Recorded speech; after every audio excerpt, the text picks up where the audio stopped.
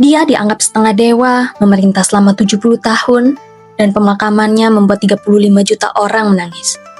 Siapa sebenarnya Raja Bhumibol Adulyadej? Ini cerita tentang raja terlama di dunia yang menyatukan Thailand di tengah 19 kudeta, tapi juga meninggalkan warisan kontroversial. Hai penjelajah waktu, selamat datang di Labirin Sejarah, tempat di mana masa lalu tidak pernah benar-benar berlalu. Bersiaplah untuk menyusuri lorong-lorong waktu dan menemukan cerita-cerita yang tersembunyi di balik tirai sejarah. Bhumibol Adulyadej lahir pada 5 Desember 1927 di Cambridge, Massachusetts, Amerika Serikat. Ayahnya, Pangeran Mahidol Adulyadej, adalah putra Raja Chulalongkorn atau Rama V dan dikenal sebagai bapak kedokteran modern Thailand. Saat Bhumibol lahir, keluarganya tinggal di Amerika Serikat karena sang ayah sedang belajar kedokteran di Harvard University. Bhumibol adalah satu-satunya raja Thailand yang lahir di luar negeri. Tragisnya, Bhumibol kehilangan ayahnya saat usianya baru menginjak 2 tahun. Setelah itu, ia dibesarkan oleh ibunya, Putri Srina Garindra, yang kelak juga dikenal sebagai ibu bangsa. Kehidupan mereka berpindah-pindah antara Thailand, Swiss, dan Eropa lainnya. Pendidikan Bhumibol berlangsung di Lausanne, Swiss, tempat ia mempelajari sains dan kemudian beralih ke studi humaniora, termasuk ilmu politik dan hukum. Kakaknya Ananda Mahidol secara tak terduga diangkat menjadi Raja Thailand atau Rama ke-8 pada tahun 1935 oleh Parlemen Thailand, meskipun saat itu Ananda masih kecil dan tinggal di Swiss. Penunjukan ini terjadi dalam konteks transisi politik pasca revolusi tahun 1932 yang mengakhiri absolutisme monarki di Thailand.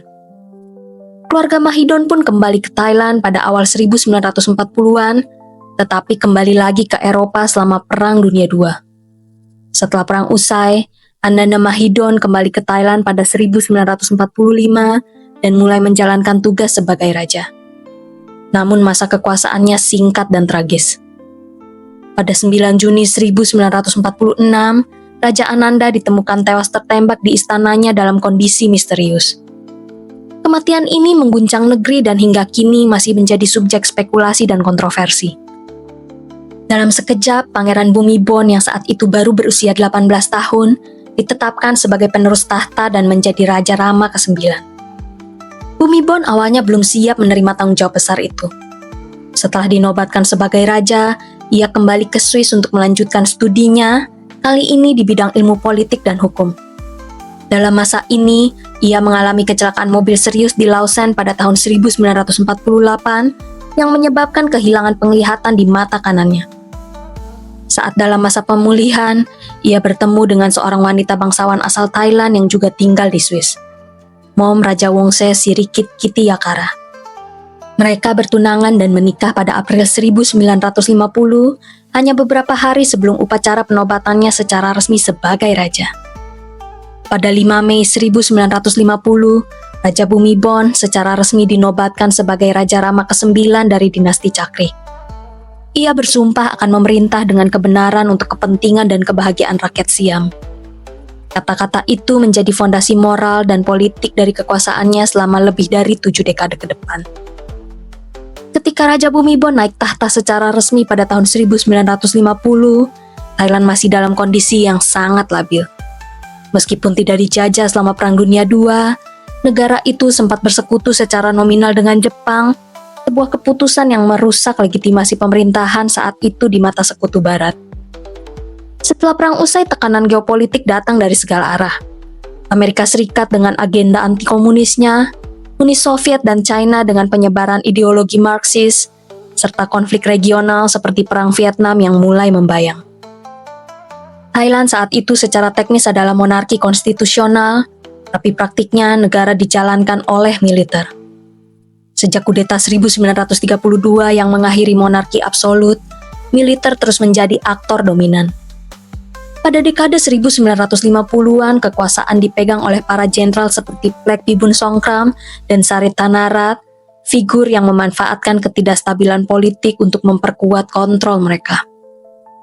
Bhumibol yang masih muda dan relatif belum berpengalaman, dihadapkan pada dilema besar, bagaimana menjalankan peran sebagai simbol pemersatu dalam negara yang terpecah-pecah oleh kepentingan militer politik, dan kekuatan asing. Untuk waktu yang cukup lama, ia menjalani peran seremonial dengan ruang gerak terbatas. Namun di balik layar, ia mulai membentuk strategi jangka panjang, yaitu membangun kembali legitimasi moral dan budaya monarki sebagai kekuatan stabilisator di tengah badai. Bumibon memahami bahwa di tengah kekuasaan militer, ia tidak bisa mengandalkan kekuatan koersif. Ia pun memilih jalan yang lebih halus tapi jauh lebih kuat, merebut hati rakyat. Pada awal 1950-an hingga 1960-an, Raja Bumibon dan Ratu Sirikit memulai serangkaian perjalanan ke pelosok negeri, dari desa-desa terpencil di pegunungan utara hingga wilayah pertanian miskin di Isan. Ini bukan sekedar kunjungan seremonial. Ia mendengarkan keluhan rakyat, menyaksikan langsung kemiskinan dan ketimpangan yang merajalela, dan mulai merancang proyek-proyek pembangunan berbasis lokal. Ia membawa dokter, insinyur, dan perencana pembangunan dalam rombongannya. Foto-fotonya yang memegang kamera, bercelana militer, dan berdiri di tengah sawah menjadi ikon yang memperkuat citranya sebagai raja rakyat. Semua ini mengangkat popularitasnya dan secara bertahap membangun apa yang disebut sebagai moral monarki. Untuk kekuasaan berbasis keteladanan etis, bukan senjata atau hukum. Meski tak turun langsung dalam politik partisan, Raja Bumibon secara bertahap membangun hubungan rumit dengan militer. Salah satu titik baliknya adalah ketika Jenderal Sarit Tanarat melakukan kudeta pada tahun 1957. Alih-alih menolak atau mengutuk, Bumibon memilih mendukung Sarit. Sebagai gantinya, Sarit memperkuat peran monarki dalam kehidupan publik, termasuk penggunaan ritual dan simbol kerajaan dalam propaganda negara. Dukungan itu memberi keuntungan strategis. Monarki kembali menjadi institusi yang dihormati secara luas. Di bawah Sarit dan penerusnya, Raja mendapatkan ruang untuk menyampaikan pidato tahunan, meluncurkan proyek pembangunan ekonomi rakyat seperti pertanian terpadu dan sistem irigasi, dan memainkan peran lebih aktif dalam krisis sosial. Di era 1960-an, di tengah perang dingin dan ancaman komunisme yang menyebar ke seluruh Asia Tenggara, Amerika Serikat melihat Thailand sebagai sekutu strategis. Dalam konteks ini, Raja Bumibon dipandang sebagai simbol stabilitas. Bantuan ekonomi dan militer mengalir dari Washington, dan monarki Thailand pun diperkuat bukan hanya oleh kekuatan budaya, tapi juga oleh geopolitik global. Bumibon juga memperluas pengaruhnya lewat Royal Development Project, yang hingga akhir hayatnya berjumlah lebih dari 4.000 proyek, dari irigasi, pertanian, hingga konservasi lingkungan. Dengan pendekatan ini, ia menjadikan dirinya bukan hanya simbol negara, tapi juga aktor pembangunan nasional. Awal 1970-an adalah masa rawan bagi Thailand. Di sekelilingnya, komunisme menang. Vietnam Utara menang melawan Amerika, Laos jatuh ke tangan Pathet Lao, dan Kamboja dipimpin Khmer Merah. Gerakan kiri mulai tumbuh, khususnya di kampus-kampus dengan mahasiswa dan intelektual muda yang menyerukan demokrasi dan menolak kekuasaan militer. Pada saat itu, Bumibon tetap mempertahankan posisi sebagai simbol stabilitas dan tidak memihak secara terbuka. Namun di balik layar, ia mulai mendekatkan diri dengan elemen-elemen sipil, menyadari bahwa keberlangsungan monarki tak bisa semata bertumpu pada militer yang semakin kehilangan legitimasi di mata rakyat. Puncak krisis meledak pada Oktober 1973. Gerakan mahasiswa yang menuntut demokrasi meledak di Bangkok. Ribuan orang turun ke jalan menuntut konstitusi baru dan pemilihan umum. Tangkapan militer brutal, peluru dilepaskan, dan banyak yang tewas. Bangkok dalam kekacauan. Di saat genting, Raja Bumibon mengambil langkah dramatis dengan memanggil para pemimpin mahasiswa dan pemimpin militer ke istana, dan memaksa Jenderal Tanom Kittikachorn untuk mengundurkan diri dan meninggalkan negara. Ini adalah momen langka. Sang raja turun tangan langsung, bukan lewat simbol tapi melalui tindakan politik. Rakyat bersorak. Popularitas Raja Bumibon mencapai puncaknya, dan ia tidak hanya dipandang sebagai raja, tapi sebagai penyelamat demokrasi. Namun euforia demokrasi itu tidak berlangsung lama. Dengan jatuhnya Vietnam dan munculnya komunisme di Kamboja dan Laos, paranoia terhadap bahaya merah meningkat. Pemerintah sipil yang lemah tidak mampu menahan tekanan militer dan kelompok konservatif. Pada 6 Oktober 1976, tragedi kembali terjadi. Mahasiswa yang melakukan protes damai di Universitas Thammasat dibantai oleh polisi dan kelompok sayap kanan. Foto-foto penindasan brutal menjadi ikon kekerasan negara. Beberapa jam kemudian, militer kembali mengambil alih kekuasaan melalui kudeta.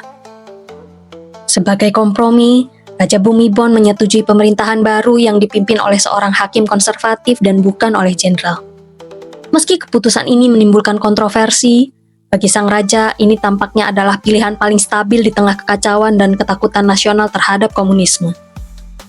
Pada awal 1980-an, ancaman komunisme mulai surut.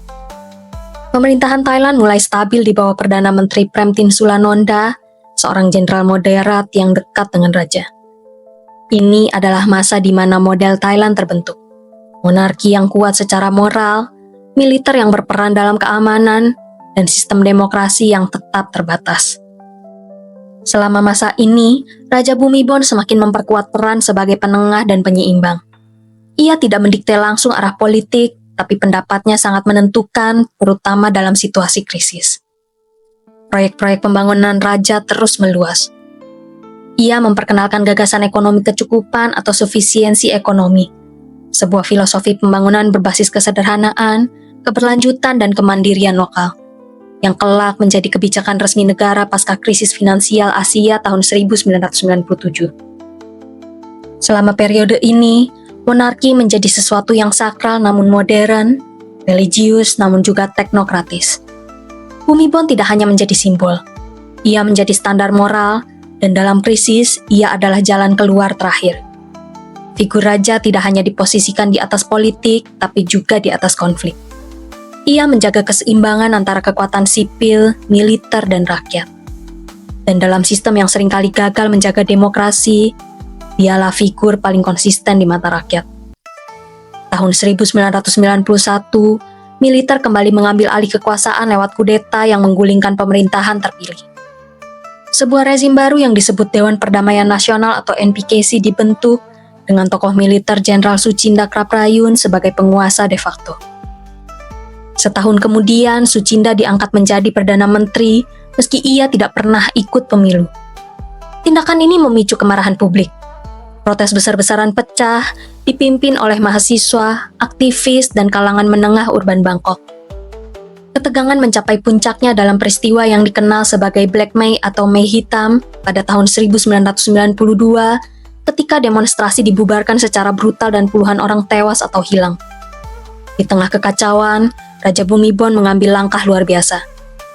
Ia memanggil Suchinda dan pemimpin oposisi Chamlong Srimuang ke Istana Citralada, dan dalam siaran televisi nasional, keduanya tampak berlutut di hadapan raja.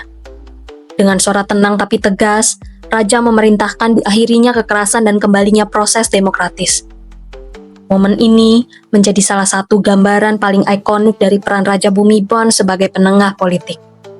Ia tidak hanya menjadi figur moral, tetapi juga penentu akhir dalam krisis nasional. Krisis finansial Asia pada 1997 menghantam Thailand dengan sangat keras. Nilai baht anjlok, perusahaan bangkrut, bank kolaps, dan pengangguran melonjak. Dalam suasana panik, Raja Bhumibol kembali memainkan peran sentral. Kali ini bukan dalam ranah politik langsung, tapi dalam hal arah pembangunan nasional. Ia memperkenalkan kembali konsep sufisiensi ekonomi yang berakar pada prinsip hidup sederhana, tidak boros, dan membangun kemandirian lokal.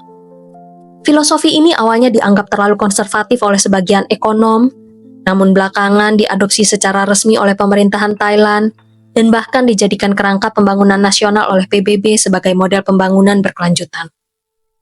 Dengan pendekatan ini, Bhumibol bukan hanya simbol kultural, tapi juga intelektual pembangunan yang menyelaraskan moralitas kerajaan dengan kebutuhan ekonomi rakyat.